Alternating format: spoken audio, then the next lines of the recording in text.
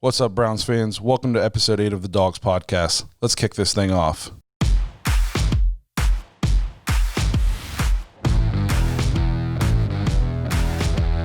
Welcome to the Dawgs podcast with your hosts Blake Reneker, Zach Kopp, Justin Charles, and Josh All. Hey, welcome back, everybody. We're in a brand new studio. We actually moved to a brick warehouse. No, just kidding. Josh built this awesome background for us. Looks good. We're taking this thing next level every single week. It looks awesome, man. Thanks, appreciate it. It's a lot of fun building the studio, so we're moving right along. I love being in it. It just feels so professional. Under the lights, right? I hope everybody had a good, safe holiday yesterday. We're all a little bit sunburnt. I'm going to go out on the boat again today, hopefully, as long as Zach's family doesn't try to take it from us. All right, I think we're good for the day. All right, good. So this week in sports, actually, it's been kind of a dull year so far, but this week, actually, some bigger things happening. So we figured, maybe we'd hit on some of these hotter topics that happened in the last week. One not so Browns related, but one we talked about on the show a decent amount. I guess you could say we're geniuses, prophets maybe. Cam Newton signing with the Patriots on a 1-year deal. I'm going to say we called it. It's to me, it was one of the only logical destinations for him to end up. Yeah, I mean, I love tooting our own horn, but to be fair, we weren't the only ones calling it. But we were the only ones. You heard it here first. We definitely were not disparaging it. No. What do you guys think? You guys think he's a good fit? Do you guys want me to start this? Josh, go ahead. Yeah, this is your team, man. Yeah, go ahead. I feel like Zach, it's your team, but I'll let you guys start it off, and then, we'll go from there. I'm going to go out here and just say, based on my eye test from last year, Cam Newton trying to throw the ball, and I do say trying to throw the ball, I don't think he's a good fit for there. And I have my own conspiracy type theory, Bill Belichick related, that I think I'm going to save for after you give your take. Okay. And I'm going to throw this out there, but what do you got? So I like it. I really, really like it. I've heard a lot of things that he won't even get out of training camp. I've heard stuff like that, but I think he starts, and not to be crazy, I'm going to go ahead and say they win the division over Buffalo. Over Buffalo's stacked roster. Yeah. They're insane. You better not let Cole Beasley hear you say that. Well, hey, I'm doing that. I'm going out on a limb. My only thing that I'll say, and then I'll let you guys touch on it, and we'll go off of that, but I hear, their system doesn't work. Do we not think Josh McDaniels can scheme up some plays for this guy all day? You think Belichick? I know Belichick is a defensive guy, but these guys can't put together a playbook for him to make him successful? It's kind of crazy that we don't think Cam Newton. I know everybody says Cam Newton's not the same guy he was in 2015. He wasn't even really that bad if he's healthy. 2018 was his last okay year, and he threw for 24 touchdowns and 13 interceptions. We would probably take that in a Browns year. Yeah, I think I see him running like a Josh McDaniels offense whenever he was in Denver, when he had Tebow. Mm-hmm. Only Cam Newton, I mean, I love me some Tebow, but Cam Newton is a million times better than Tim Tebow. So I think, to me, this hurts Josh's boy, Jarrett Stidham, because you don't sign the Don't attack my boy, man. Come on. Yeah. You don't sign Cam Newton to come in and be the backup. So you're going to completely rework your offense to Cam Newton's strengths. So guess what Jarrett Stidham's strengths are? Not Cam Newton's strengths. So now you're going to ask them to go into a QB competition where the deck is stacked in Cam Newton's favor. As far as offense, Andy's going to get priority. So, I mean, in order for Cam Newton not to win this starting job, he's going to have to be awful in training camp.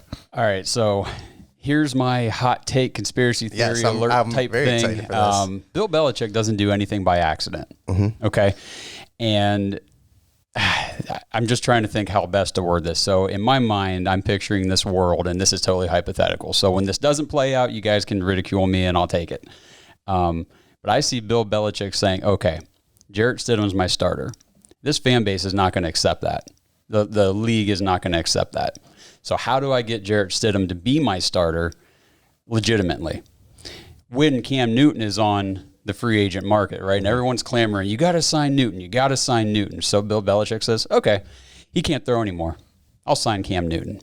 And let's throw him out there, in training camp, in preseason, if we have one, and see just how bad he actually is. Maybe he's not in the kind of shape that we're all assuming he is. Mm-hmm. And then all of a sudden, when he gets cut before the season starts, Jarrett Stidham is your starter, and you've proven that, okay, you were going to ask for Cam Newton. I gave you Cam Newton, and it didn't work.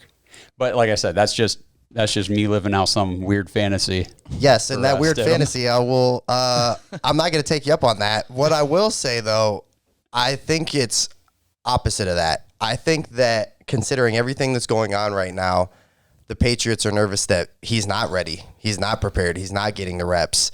And you're backing up. You're bringing in a guy that is proven at some point, whether, healthy or not.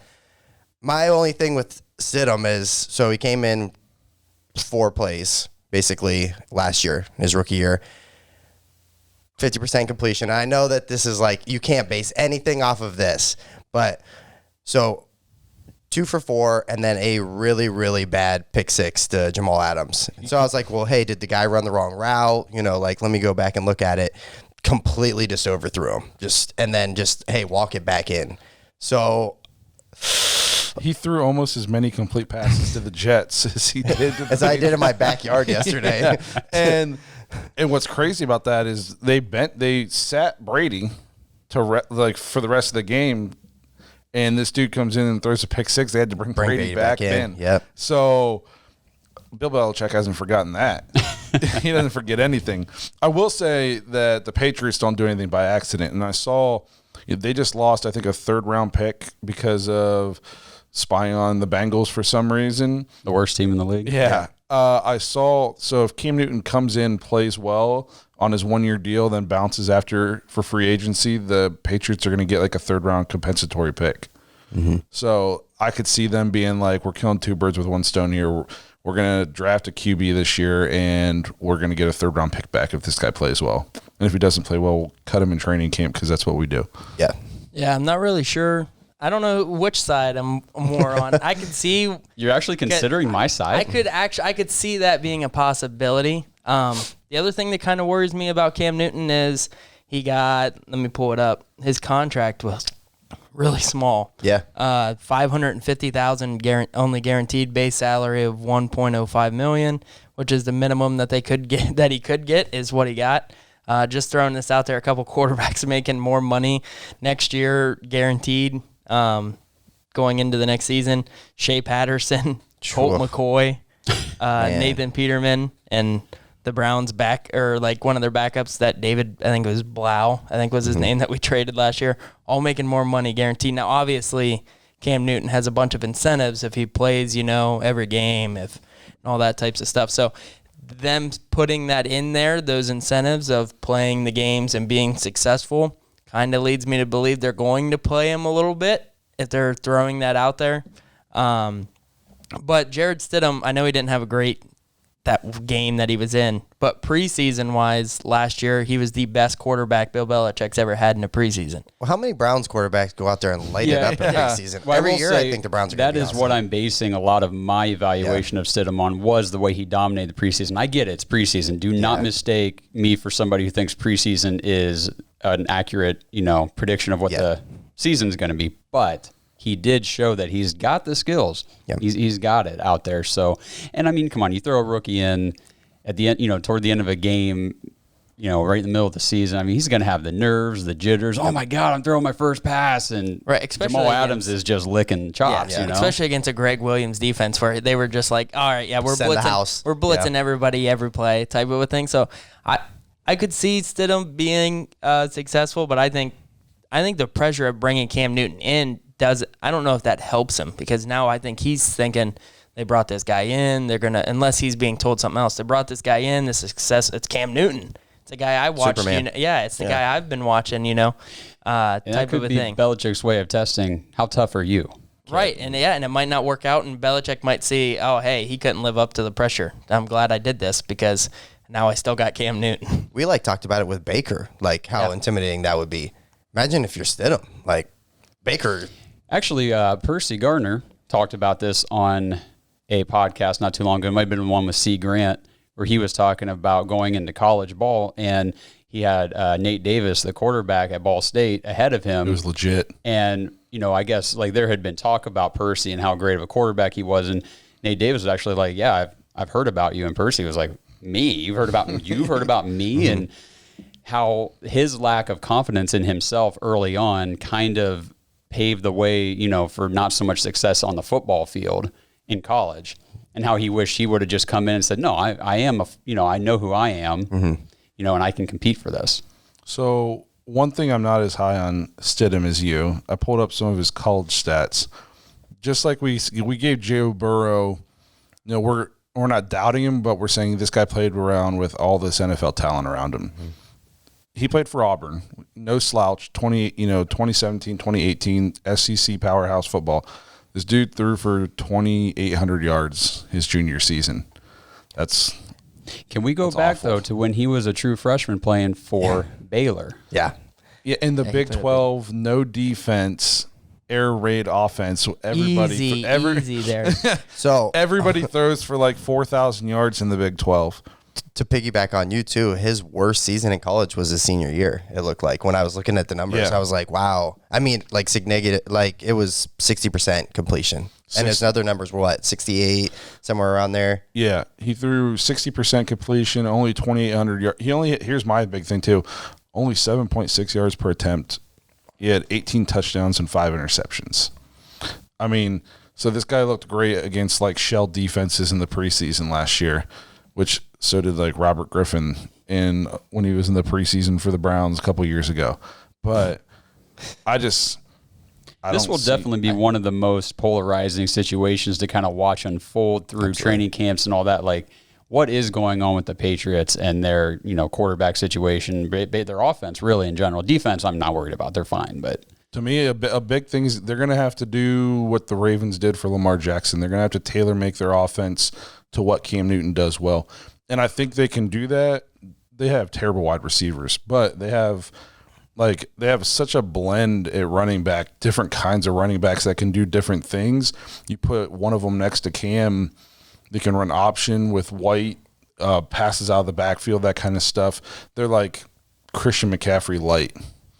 Yeah. Yeah. Well, and the other thing is kind of like we made this point before about the Browns and the offenses having to be two totally different schemes. If you have Cam Newton and then you have Stidham. I think Stidham was brought in because, his stats might not have been great, but he's this big, tall, quarterback, has a big arm, that they thought that if Tom Brady did what everybody kind of thought he was going to do and play 2 or 3 more years, and then now Stidham comes into the role. So maybe he's not ready for this year, but he was going to be ready. But I don't think anybody really thought Tom was going to leave either. No.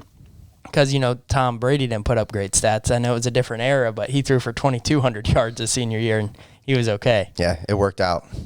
So I think that it's just the fit of it all with the Stidham and the Patriots organization. They thought, hey, a couple years down the road, he's going to be our guy. But I did see a tweet about the Cam Newton deal, going back to that Richard Sherman put out there and said, how many former league MVPs have had to sign for the minimum, asking for a friend? Just ridiculous. A transcendent talent and less talented QBs in the NFL are getting paid $15-16 million a year.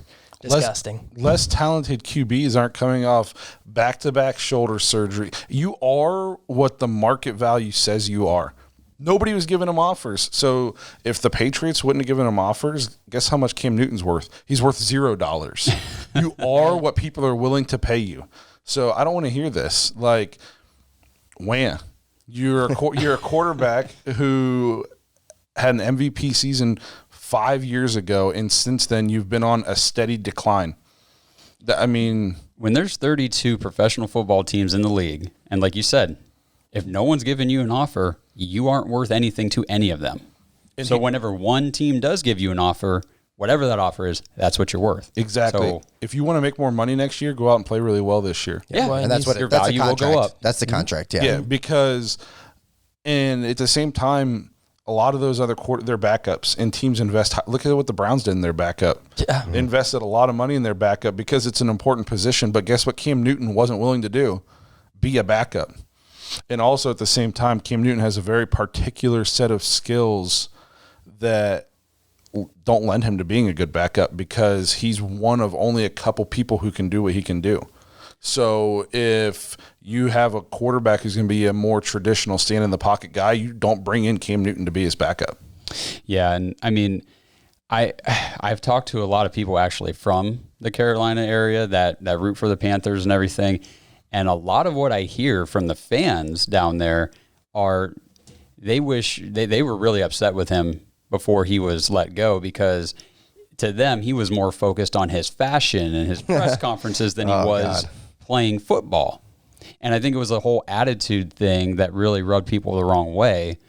And I think that might have had, something to do with his sitting on the market for a while too. It's the Baker thing, man. You can make commercials and you can wear, chick hats to your press conferences and have a bad attitude, if you're going 12-4 and you're winning games. But as soon as you start losing, that's going to be the first thing people start nitpicking about. Yeah, I mean, I love Baker. We all love Baker. But how mad were you guys last year? Every time the Browns were getting shellacked and we had to cut straight to a Progressive commercial. Hulu. I'm like, come on. I don't want to see Baker in another commercial. Yeah. Right after he just threw his third pick. Yeah. Every game, that's what happens. So, yeah, I totally understand where they're coming from with that. Yeah. Do you guys think it's interesting, too, that only 2 teams talked to him, and maybe we're going in the right direction, but the Browns did reach out to him, and they were like, okay, that's all that there was just a little bit of talk, and then they were good. They backed off. Does that give you guys confidence that, hey, maybe this front office has a clue compared to years in the past where we probably would have went out and done this all day? Oh, yeah. We'd have been like, we have a ton of money. Yeah, we have a ton of money. ESPN thinks, hey, this is a great idea. Let's go do it. Yeah, fans would have been. The fans wanted. Fans wanted him. I wanted him. I'll be the first to say it. I thought it would have been very exciting. I know you guys don't agree with that. I know. I don't even want the Patriots to have him. Right. So I know. Go ahead. This guy's going to ruin Josh's favorite team and his second favorite. Good. Yeah. It's a prove-it year for Cam Newton. I mean, he could come out and do what Justin says, win the division, be the starting quarterback, and he's not going to be making $1 million next year.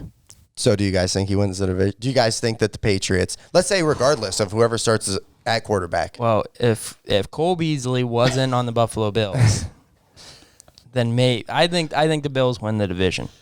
Yeah, because Cole's going to throw touchdowns to himself. Patriots will be in the playoffs, though. They'll get a wild card.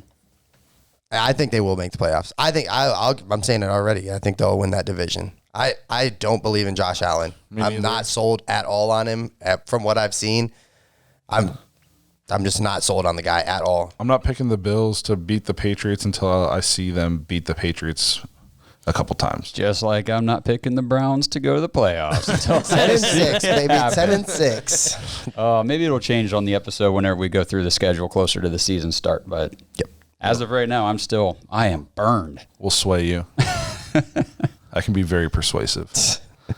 All right. Well, let's move into another hot topic going around the league, especially in the last few days. The Washington Redskins, I would say it's done. They're going to change their name. I don't know how they don't now. Yeah, when all of your corporate sponsors are saying we're not going to give you money and stuff unless you – I mean, the guy, he has to change it. And to me, like, I don't personally get offended by the Redskin name, but I can see why people do. So to me, this is one of the ones where it could get changed. It should get changed. But I don't think that means every – mascot out there needs to be changed. Well, I think once you kind of start going down that path, you open a door that you got to ask, where's this hallway stop? Yeah. And now we didn't look this up, and maybe while you guys are talking, I will, and just kind of see where that Redskins name originated, unless one of you guys did. I did not. Nope. I did not. Oh, well, jinx there. Okay. Yeah. Well, let me look it up real quick. You guys go ahead and continue the conversation. So my biggest concern about the snowball effect of this, I guess, is now the Cleveland Indians are coming out and saying that they're open to the idea of changing their name, which I think all the backlash is going to make them be less open to the idea of changing that name, especially when nobody was screaming for them to change their name. Why would you just come out and voluntarily do it? Well, yeah, that, and I mean, what was it? It was a couple of years ago where was it a couple of years ago, or was it last year when they made the change away from? Yeah, they had to get rid of the Chief Wahoo, which was crazy for me because that that has like so much childhood. Yeah, that was classic. You know, that was. I think Albert Bell, Manny, like anytime I see that logo, those years, 95, 97, just immediately. I will say this though, some of the early versions of Chief Wahoo, super disrespectful. Yes. So did I love that they phased out Chief Wahoo? Me personally, you know, like you said, childhood memories, it kind of sucks. But I can see where it's coming from and why they did it. We're still the tribe. We're still the Indians. To me, it doesn't make any sense to change the Indians' name. And then so right before we got on, we looked up, you know, maybe a little bit of history behind it because Josh said, you know, his dad had done a little bit of research. I don't know if it was research or if I think he just knew the history. Knew the deal. Yeah. I don't know if either one of you guys want to touch on that as far as, you know, it's not like it was just like, well, hey, there's an Indian. Let's call ourselves an Indian. Yeah. I don't think it. And I've got it up here. So the Indians' name it says it originated by the owner at the time. Let's see, blah blah blah. It was okay. So the name Indians was given to honor Louis Sockalexis. We think we're saying that right? Yep, I think that's right. Who was he the first Native American to play? I don't know if he was the first, but Major League Baseball. From what I found, is he was so respected, like he was held in such high regard on the team, in the league, that kind of thing. Okay, so the Cleveland Indians were named after a Native American in honor of him. Yeah. That's not offensive. At least, not to me. I'm not an Indian, but to me, we're legit honoring his memory. Well, okay, so back to the Redskins too. In relation to this, I just found that it said that the Redskins owner changed the name to the Redskins in honor of the team's Native American head coach, Lone Star Dietz. So they had a head coach who was Native American. And back at the very beginning of this article, a little interesting thing about Redskins is actually Native Americans referred to themselves as Redskins originally to differentiate themselves from the white skins from Europe. I know. So it's crazy too because the history for our country it's not a good look. It's not. There's I mean all the way back before we're even the United States. It's a big black eye, you know. So it's but you're not going to change that. You're not going to change what happened. No, but to understand that, you know, they didn't come out and call the team the Indians or call the team the Redskins out of disrespect for a group of people. They actually named those teams in honor of those people. Yep. And now I think, obviously, we're all sitting here like, I have no idea why they were ever named that. So we're looking it up. And now we're starting to kind of see the history and understand, okay, this was not done out of disrespect for anybody. Mm-hmm. Yeah. The complete opposite, actually. Right. I think that the Indians, I think they will change their name, even though I think there will be a bunch of, you know, backlash. People won't like it. I think that they want to kind of be one of the leaders of, you know, progressive. Changing the name, being one, because once one person does it, almost everybody has to. So one of the names that I saw that was out there, which the Indians used back in the late 1800s or whatnot, was the Cleveland Spiders. I think that is going to be the landing spot. No, that the name's going to be. We're going to be the Indians. I don't think we're changing. I think they're going to change. I think they're going to be, you know, proactive. They want to be one of the first team that made the choice, even though we think the choice is kind of being made from outside of like, hey, we got to change. They're going to be proactive. But nobody was saying we had everybody to change. Else. Not yet. Well, I think it's definitely coming because if the Redskins are going to change theirs, and then you're going to have like there's the a huge Braves. difference between Redskins and Braves, Indians, and Chiefs. There's a huge difference. I can see where you say that there's a difference, but I still think that they all tie into the same thing. They all represent the same culture. Blake, are there any names that if the Indians did decide to change to that you would, I don't know if you'd be okay with it, but that you could maybe see yourself getting on board with? Well, here's the thing. I'm going to be an Indians fan no matter what. So if they change their name, you know, I'll be irritated, and then I'll call them the new name. Yeah. I'm not one of those people I'm that's still going to wear my Indian shirt to the Jake. It's just going to happen. Yeah, that's... Absolutely. You know, I completely agree with you. I'm not a boycotter. You know, I hate all these people who do that, but... I mean, I'd have to hear it. All right, I got one for you. I heard this on the radio the other day, and I actually stopped, thought about it for a second, said, I could get on board with it. I wouldn't necessarily like it, at least at first, but the guy said we should change our name to the Cleveland Rocks because we've already got a theme song. Nice. The Rocks? Is that The Rocks. They were being serious? Yeah, I mean, I don't know. You might have just been throwing a joke around, but Yeah. I thought about it for a second. I'm like, Cleveland Rocks. Bro, I can't get down with the I Rocks. can't do that either. It's kind of like, you guys remember when they did the WNBA team and it was like the Cleveland, I can't remember, was it like the Cleveland Rock or whatever? Like they did that same thing. Like this was years ago. Is it the Rockers? You guys might not have been born yet. I'm like super old. I don't even know if anybody recalls that. But yeah, it was something like that. And I was like, oh, I didn't attend any of those games. Unfortunately, I missed out. I couldn't get a rock. Yeah. Cleveland Rockers. That was it. Yeah. I saw one of the other names I saw was the Commodores, the Cleveland Commodores, because it goes with the Clippers and the Captains, I think. That's what they said. I mean, to me, that rolls off the tongue a little bit, but I mean, come on. I mean, look at our other team, Akron Rubber Ducks. I thought the Arrows was such a sweet name. They I like changed it the to the Arrows. Rubber Ducks is so stupid. Why did they change that? Yeah, our minor league affiliates are the I don't Columbus know. Clippers, Akron Rubber Ducks, Lynchburg Hillcats, Lake County Captains, Mahoning Valley Scrappers, There we go, Scrappers. and then obviously the Indians. There it is. I don't know. Take a look at minor league baseball team names. They're terrible. Oh my And gosh. just laugh. Just have yourself a nice little laugh. It's like some guy just was sitting at a bar and just, they're like, 10 drinks in, said, Yeah. here we go. Let's start naming stuff. Yeah. I just saw that pop up on the Keno screen. How we name our team after it. I don't know. But It's Justin's future. yeah. Might be my present. You never know.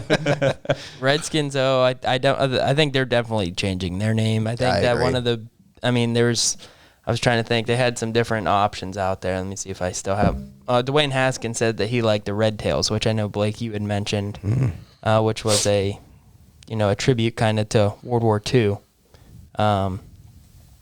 As one of the different ones. Senators was a different one, being from D.C. There's a To couple me, of the different Senator options. sounds like a team from the movie The Replacements. Yeah. And honestly, the way things are going right now, we should just like stay away from relating names to anything like in the past or like as a tribute to anything, because it's all going to get misconstrued someday. So keep it with the Tigers, lions, the animals. Yeah. That's, I don't know. Keep it with the Indians. Okay. Well, hey, let's move into a little maybe Browns relevant topic. Another thing to happen this week. Browns preseason cut down to 2 games. We're only going to play games 2 and 3 against the Packers and the Vikings. And then this also came out after this decision was made that on behalf of the Players Union asked the NFL to just cancel the preseason altogether.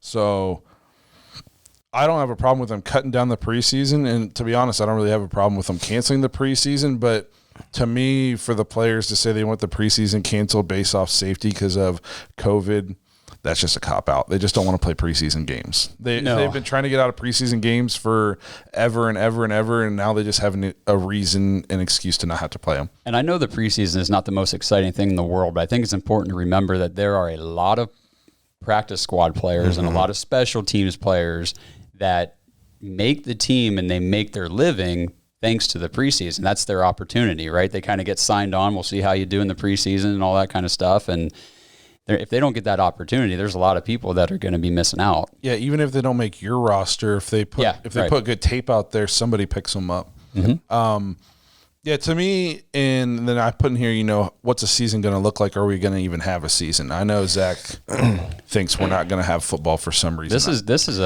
I think he's insane. This is a hard one to talk about, but I think it's important that we do it. Yeah, no, I'm starting, like, if you'd asked me a couple weeks ago, no way. But more and more that's coming out, I think, so here, let's ask this question. What kind of NFL season are you wanting?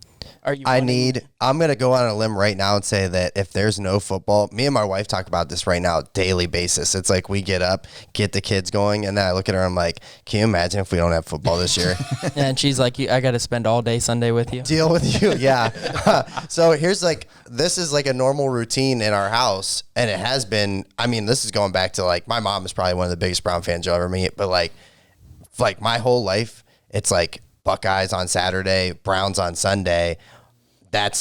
that's what you do. And I'm as I get older, that is the routine. It doesn't matter if I work midnights. I get off work. I pass out as soon as I get off work because I know that I have to get up and set my fantasy roster at 12:30. Right. I don't know about any other guys out there. I've seen a lot of rookie moves where guys leave injured players in or don't even set their lineup, whatever. But yeah, and then literally so I'll watch the 1 o'clock game because Browns are always playing at 1 o'clock. We'll never, get past that, which is fine with me. It works for my schedule. But I'm glad they please you. Yeah. The times, the start time is about the only bit of pleasure I get out of it.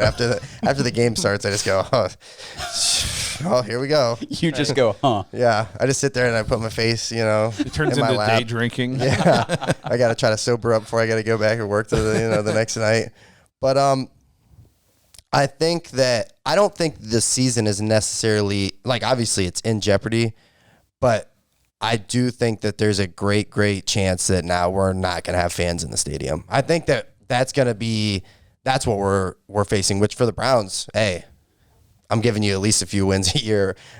We'll break that streak next year. We'll do that next year. But so I need to hear a protocol, and maybe they've given one out and I just haven't seen the headline or anything, but I need to hear a protocol of how it's going to be handled when a player in the season is test positive for COVID, because it's going to happen.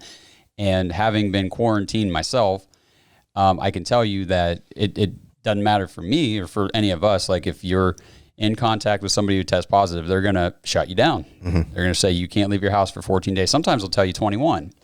So how does that happen whenever you have a player in a locker room that's in contact with 52 other guys and the coaches and the trainers and everything else, and that player tests positive for COVID, or 2 or 3 of them do? Yep. You can't quarantine any of your team and still play games. If you want to talk about our local high school football team that's been quarantined, just as a reference. Yeah, Dover had one player. Now the whole team's, everybody who's at that practice that day's on lockdown. Which is everybody. Yeah. If you weren't at practice, so if you're not quarantined, you're running because you missed practice. No, because all the coaches are quarantined too. So yeah. So to me, you have to, if somebody tests positive for it on an NFL roster, you have to make the decision, does it matter? Because people get the flu. Michael Jordan's famous for playing a flu game, and I know a lot of people say this isn't the flu, but it's essentially the flu.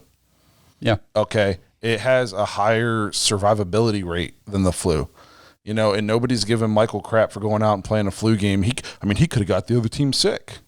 You know what I mean? So yeah, I will say I did find with Josh real quick before I lose. If a player does test positive, and the player has no symptoms, he cannot return until at least 10 days have passed since the positive test, or 5 days have passed since the initial positive test, and 2 consecutive tests after. So he gets tested positive. He has to wait 5 days. Get a test, it came back negative. He has to wait 24 hours, get another test. That test comes back negative. Okay, he can come back. But they're not going to do anything to the players around No, him? So it doesn't say anything. It doesn't say anything about that at all. And then, so if the virus test is positive and they do have symptoms, they have to wait the 10 days and then at least 72 hours since the last symptom. So if it's the 10th day and he's still having symptoms, he has to be, I don't know. I'm a big UFC guy, and what they've done is I feel like they set the benchmark, and for being the only thing that's really going on right now, they've had positives. They just had a guy that's in the main event next week test positive, and you're out. You don't get on. They're going to Fight Island now. They have their own they literally bought an island so they could, keep making money. But right, it's awesome. Gilbert Burns tested positive. They just his whole camp and him shut down, and just now obviously, like you were saying, 53-man roster. That's a lot more people you're in contact with. It's not you and a strength and conditioning coach and 3 other guys. So yeah, and it's going to be hard to isolate in that scenario because pretty much everybody that is getting this virus, it's most of it happens where you're maybe out in a different place, or it's not necessarily where you're at work or anything like that. What do you do? It's what you do after. Yeah, at the club. Yeah, at the club. It's all that type of stuff. So it's going to be. My biggest thing with the season is if this thing blows up, okay, and you got all these, it's going to look like a replacements, movie out there with the players that you have that can play. You're going to be out there rolling with a squad that you might not be wanting to watch on Sunday, and you're like, well, I guess it's the NFL, but I've been Baker, there. Odell, and Jarvis, every year, everybody's out. So another thing too with that is, it wouldn't shock me if it's like MLB and NBA, like how you have big time players just saying, not playing. Contracts aren't guaranteed in the NFL. These people got to play. I know. Some of them, though, are sitting at more life-threatening if they do get sick. Like one name that I saw is a James Conner, who's still, in chemotherapy because he had cancer and stuff. So he still has to get those treatments. He's at a way higher risk than Nick Chubb. No, I completely agree with But I think that goes to, and I don't want to cross too far into like a political threshold or anything, but like the individual should have the freedom to choose. Like, okay, I don't want to put myself at risk, so I'm going to opt out. Whereas the guy beside him might say, I want to play, I want to make my money. If I get it, I'm good. Mm-hmm. And that's where we have the freedom to kind of choose, our path. So if you're on a league minimum contract, if you're one of those guys, you're not sitting out. Oh, you are playing. You want those guys to sit out. And like you said, I'm not saying these guys are going to turn into like franchise players or, get long-term contracts. But if, you only need one shot, let's say you go out there and you do perform well against some average players that aren't NFL elite players. Right. So what if Odell and Jarvis decide they're not playing this year? All of a sudden, Hollywood Higgins be the hottest player on the waiver wire in fantasy football. Yeah, and that kind of ties back into the preseason that I wanted to note before we move on or whatnot, is only having the 2 games, I think, hurts the Browns a lot with the new coaching, without having any like really training camps where you're, everybody's together as a team. You don't have all that, before. Like if you had all that and then you had the 2 preseason games, okay, get it. But everything's been limited. And you got 5 active wide receivers on your roster right now. That's it. You got 5 there. You got a competition for your guard with Wyatt Teller, Drew Forbes, and Chris Hubbard. Don't know who's going to start. So how do you get them? How do you not? You don't have the reps of, okay, we got 4 preseason games, so we're going to let this guy, play a majority here, and then, we'll make a decision. Last year with our punter, I know it's just a punter, but we signed Jamie Gillen, let our Pro Bowler go. Yeah. Because he was better in the preseason. We made that decision. I think a lot of these decisions will just have to get made in training camp. Yep. Yeah. What if they don't there's have a training camp, right? Yeah. And it's coming up. There's going to be a training camp because what are they going to do? Hey, first we're going to be off until the first game. It'll look like last year year too. Is there going to be a season, or is there going to be a limited season, or a delayed season? There's going to be. Here's the thing: NFL is like a $2 billion industry. If there's no NFL, and I'll even say college, the economy cannot sustain there not being an NFL. If there's no NFL, there are so many people out of jobs. Think about like every commercial you watch during an NFL game. Now those spots don't exist. So now your companies aren't advertising. They're not making as much money. The people who sell the advertisements aren't making money off selling the advertisements. The world can't sustain a $2 billion industry to just not exist. It could not happen. Well, and another thing real quick that maybe this helps, and the NFL should think more about this. Okay, so say you're going forward, you're going to have this season. Okay, you're going to run into cases. There's going to be people that have to sit out. I think you going in, you have to know that. No, there's no way you're going to go in and nobody's going to get sick, right? Unless it just disappears, like some people think. So call me crazy, Hank. There's 4 people sitting in here. If this thing is as prevalent as one of us has it right now. It's probably me. I feel terrible. But I just had we just had a kid last week, so you know what I mean. One of us has it. Josh was in direct contact with somebody and never got it, or he did get it and never showed a I'm pretty sure symptom. I had it in March. Yeah, I was sick back then. I've heard this from everybody I've talked to has been sick in one way or another in the past maybe 6 months. A ton of these cases are blowing up right now, and a ton of them are asymptomatic. So why are they even being tested? We don't test you for things you're not showing symptoms for. why would we test for this? Right. It's completely ignorant. Yeah. So completely ignorant. Yeah, I think that you're going to get people that have it. You're going to run into that. Okay, so you got a couple of different things. Another point is the new system for Baker and new offense. How much of that are you like comfortable with him learning with shortened camps? Zero. Preseason? Yeah. I don't like that. Blake says he's on Call of Duty every day. Yeah, so I mean, I don't like kidding. that. Okay, well, Baker's learning the offense over a Zoom call. Yeah. Okay, that bothers me a little bit. I'm a little bit more worried about that than I was a couple months ago when we were getting everything started. The other thing is, should the NFL up your roster from just being, the normal, you got to get the cuts practice down. squad, make the practice squad bigger. So do you, that way you're not having to make these cuts of all these people. Now you have, that extra guard, that extra tackle, that extra wide receiver that you can have, because if 3 guys go down and you got 5 on your roster, you only got 2 wide receivers. So to piggyback on what you're saying too, how often do we see a player hold out and then first game come in and just non-contact injury go down? Yeah. First couple of days in training. I think that with all this stuff going on, you're going to see major big superstars they're going to lose the whole season. They're going to either tear an ACL. I mean, I hope that it's not the Browns. Every training camp, it's like my worst fear. I wake up and my phone has an alert on it and I go, oh, what are we going to do without that guy all year? But then we're like, our roster is significantly better. I used to get upset about guys that weren't that good back in the day. Let's take a little rewind. I don't know how much we want to reminisce about last year as, the beginning, but the Browns did not take training camp and preseason very seriously last year. I mean, Odell sat out pretty much the whole thing.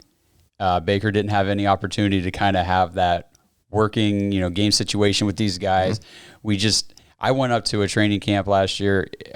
I remember sitting there and I was still so hyped for the season, but now I look back on it and I think it was a joke. The way they were running it was a joke. They looked sloppy on the field. Freddie, it was terrible. And then you see what happened in that first game when we went out there and just got racked, man. And it just set the tone for the whole season. That was because of, that undisciplined preseason that we went through. Mm-hmm. And I think that a lot of players have to, and in these times, have to do it on their own. And I think Baker's been one from what I've seen, has been kind of that guy this year rather than last year. He kind of was like, hey, I had a really great rookie season. I'm going to party. I'm going to get married. I'm going to film some commercials. Go to Cheesecake Factory. Cheesecake Factory. I'm going to live it up.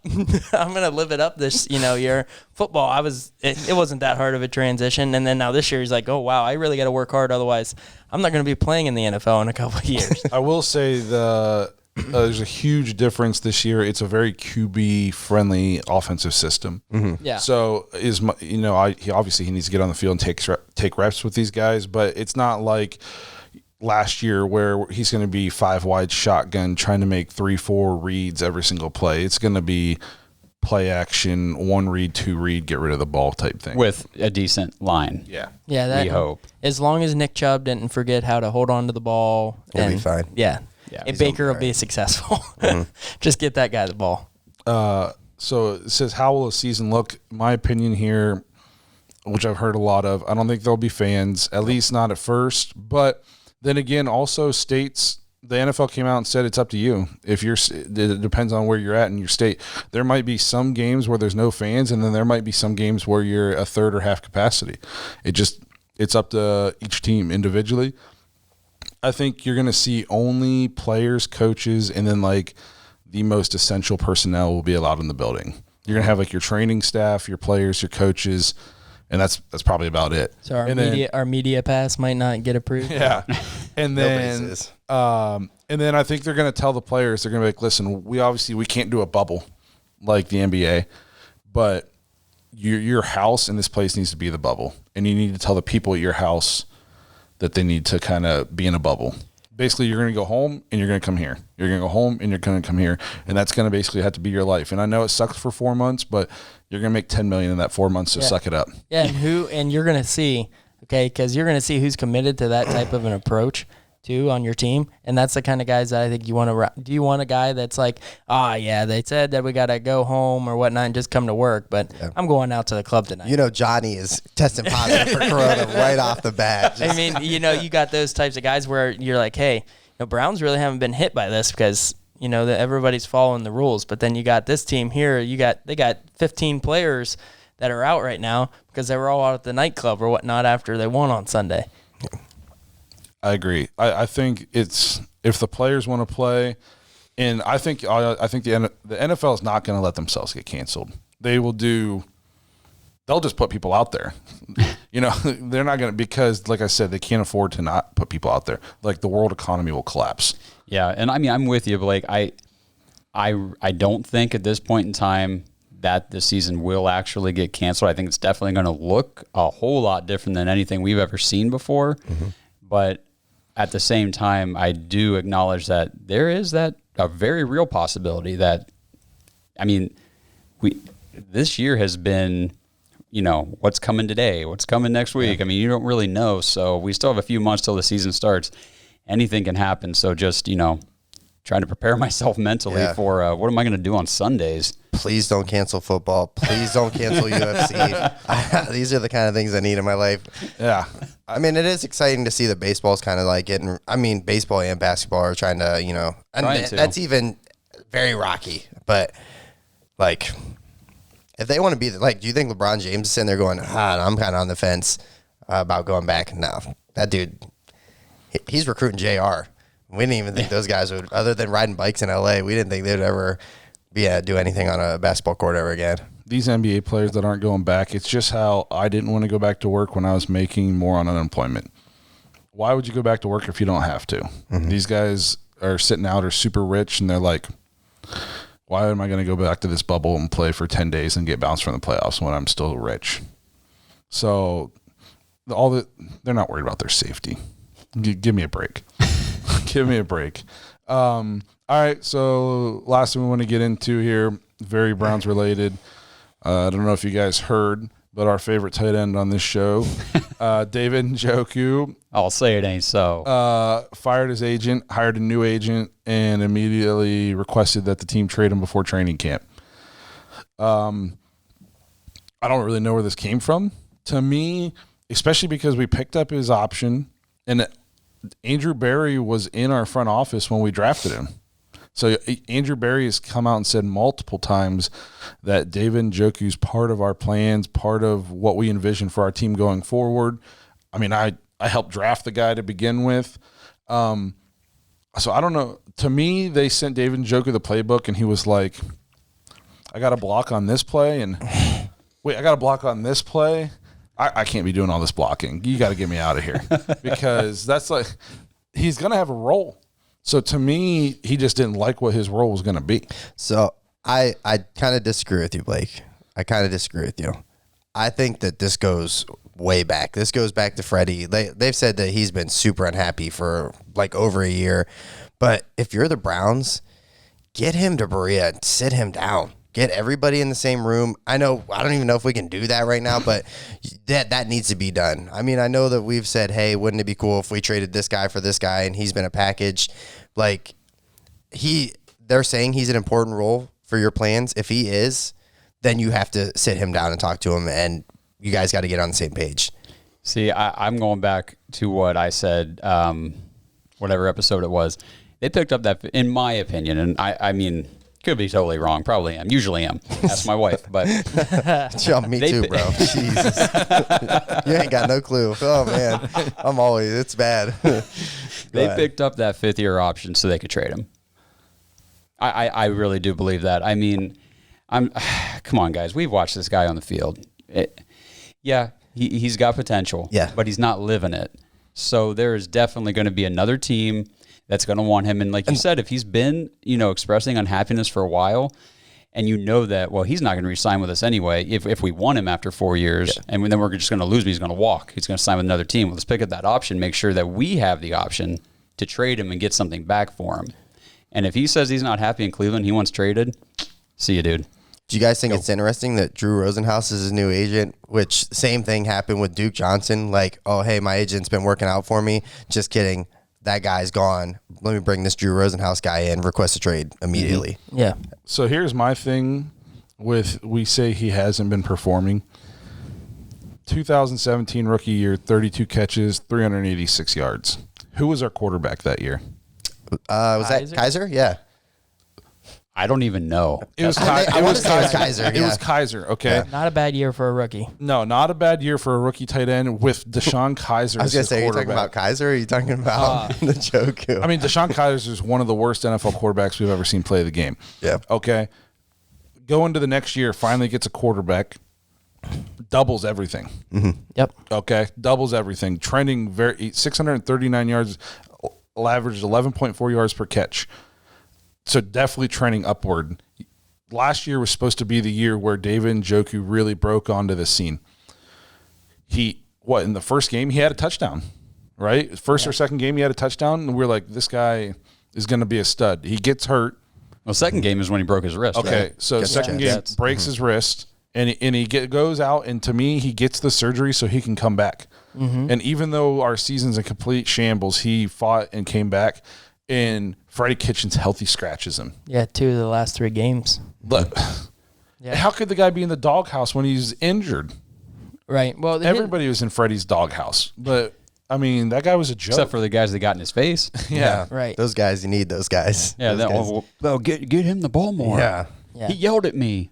He's running up and down the field. Yeah, 2018 definitely his best year, obviously. Mm-hmm. But the thing that's been Njoku's Achilles heel is he just drops the ball so much. Like, I got his stats pulled up here compared to Austin Hooper. Okay, so in 2018, Austin Hooper, so this is drops per catchable targets and then where they ranked. Austin Hooper had 2 drops in 73 targets and ranked 6th out of 41 tight ends in 2018. And Njoku had 8 drops in 64 targets, ranked last in the 41 tight ends. Wow. Like, even though he had that great year, he still dropped the ball a bunch. Last year, he dropped 2 balls on the 7 targets he had in the games he played and didn't even rank because he didn't have as many targets as what he could. If he wanted to be as good as Austin Hooper was last year catching the ball, Austin Hooper had 2 drops and 77 targets. He was the 6th best. So Njoku had to catch 70 straight passes. That's why we paid him all that money, paid Hooper all that money. Yeah, well, that's the thing. Follow the capital, right? Follow the money. So you don't make Hooper the highest paid tight end in the National Football League if you really think Njoku's the next breakout stud. You get somebody else who can be a compliment to him, but not the guy.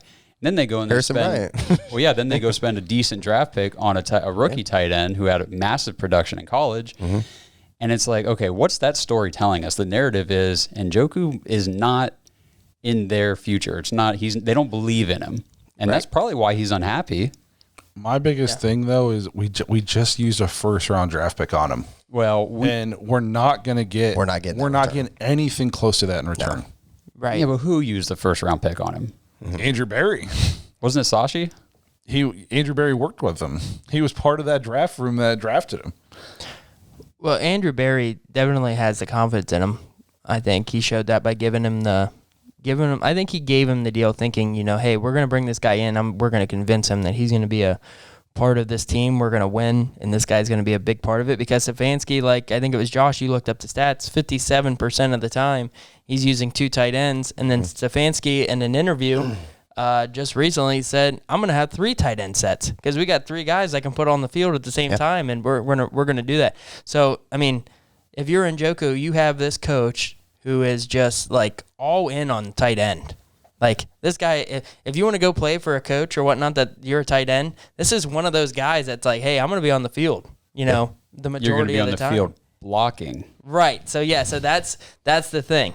And Njoku doesn't want to be that blocking tight end, so he doesn't want to be in Cleveland. And I just, for me personally, I don't like that type of a guy. Go out there, do what you want to do to win. Is winning more important, or is it putting up numbers and having a losing season more important to you? So last year, whenever they brought in Kareem Hunt, you didn't hear Nick Chubb say, "Oh, I don't want to be here. I should be the guy." Right. You don't hear Chubb. Chubb doesn't say a word. All he does is Chubb go wants out, to work, and he's going to do whatever he can to help win. Yep. And that's the kind of guys I think that we need to build. For me, I'd keep him on the team just to make him be like, hey, sorry, you're going to wait a year. You're going to wait a year, especially with this COVID thing happening. You might have to be thrown on the field at some point, but I'm keeping him. I don't want to just give him away for a fifth round, especially some of the teams that won him. I know Cincinnati was one. No you trade way. him to Cincinnati, No he way. could go down there. Brown's luck, he'd be a future Hall of Famer. I disagree with you on when you texted that. I just laughed. I was like, "Oh man, he must be on the boat drinking or something." I don't know what he's doing. The thing about the Patriots, they said, okay, so Bill Belichick's going to send over a bag of chips and a 7th round pick. Yeah, Yep. And that's what would happen. yeah, And he'll go to the Patriots and be all world. yeah. Yeah, and that's just Because he has that upside. I did see. If the dude catches the ball, he's got the upside to be one of the best tight ends. That's in what's the so league. frustrating is his potential. Which is why you got to get him back in here. He was trending upwards, and I know he had drops, but he was doing this, and then he gets hurt. And Freddie. Freddie. You got to get him into. I do not want to trade this guy for a 5th round draft pick. Okay, here's another thing. Just a kind of a side note. Oh boy, David Njoku hated Freddie Kitchens, and now Freddie Kitchens is a tight end coach. and trade him to the Jets. Yeah, I mean, No. that'd be awesome. Wouldn't that be awesome in the news? Yeah. How do you Browns think that? work out a deal to get Jamal Adams, and Njoku's part of it. Yeah. Trade David Njoku and a 1st round pick for Jamal Adams. Oh, what a slap in the face. So we kind of talked about it too with like the whole coronavirus thing. And we even talked about it before the show, like the podcast even started. Let's say, and God forbid this happens, but let's say Hooper is running a route second day of training camp and just blows his knee out. Guess what? We're sitting with, and we just traded Njoku before training camp. We have a Harrison Bryant just completely fresh into the NFL rookie as our number one. And then it literally would be, who's out there? Who that guy sold me a tablet at Best Buy last week. Now he's going to be our He's got a big number frame one. or whatnot. Yeah. So that's my only, and I think that you're going to, like we've said, I think you're going to see a lot of that. You're going to see a lot of non-contact injuries. And for what do we get, a 4th or a 5th round pick back? Like, If we're lucky, man. yeah. Yeah, if I'm them, the only thing I've seen out there was, and we talked about it, was the Jaguars and getting Unique or whatnot in that trade. I know we'd have to give up an early round pick, but I think that guy he makes our defense even more legit. We'd probably end up cutting Vernon if we got him, just so we were saving money, because we'd have to try to sign this guy. If we're only going to do it and we don't know that he's going to try, like he's not willing to sign with us long term, then obviously I don't want to do it, because I don't want to give away a 2nd round pick and a player to get a guy for a 1-year rental, especially when we don't know what kind of season that we're even going to have. Yeah. I mean, we could get, might not have a season. Yeah, we could get halfway through the season, all of a sudden there's this huge outbreak in the NFL. It's just like, yeah, hey guys, sorry, better luck next year. Yeah, and let's just say real quick to everybody listening, we are recording this on Sunday. You're going to be listening to it on Thursday or after that. So he might have been traded already. He might be traded already. Yep. That when you're listening to this, so if he has been traded already, just chill out, take it easy. We'll talk about it next week. Right. They're so stupid. Do they they didn't not even read watch the the news. Right. That's a good point. Yeah. To me, I like the Unique Ngakoue thing. I like that we learned how to say his name. Yeah, Blake got that down. Rolling He out, practiced. rolling it. He practiced it. I grew up with a foreign mom, so I really learned these accents and stuff like that. I grew up with a foreign dad, but he spoke the same language. I think we're all on the same page. He didn't but talk to you enough. jeez. Oh boy. Okay, back on topic. Yes. But no, to me, I don't mind. I wouldn't mind seeing something from an inside linebacker. I don't know who, but I wouldn't mind seeing if we work something together to get an inside linebacker. But to me, I know the Browns said their asking price is a 1st round draft pick right now. They're not getting a 1st round draft pick. The guy had 5 catches last That's what they year. want. Yeah. They want back what they gave, what they got him for. So, yeah, I just don't see that. He's That's like a not even car. realistic. Yeah, he's depreciated in value. You're not getting a 1st round draft pick for him. Did the Browns come out and say that? Yeah. Oh my God. At least I'm pretty sure Good they did. for I read them. it. Well, I mean, what are you going to do, though? You're going to come out and say, our asking price starts at a 3rd round pick. Yeah. Right. Yeah. Of course you're going to say 1st round pick. That's And we the want your starting. best player. Yeah. Straight up. Yeah. What are we trading with ourselves? Yeah. Yeah. Right. The past Browns. Well, like I say, we'll check on that this week, see what happens. You know, maybe when you guys are listening to this, we'll already have a new player that we can talk about on the next episode. Those were just some of the hot topics going around the league this week. We wanted to head on. You know, first busy week in sports actually in a while, so gave us something to talk about. Make sure you guys check us out next week in the next 2 episodes. I think we're going to have a ton of fun.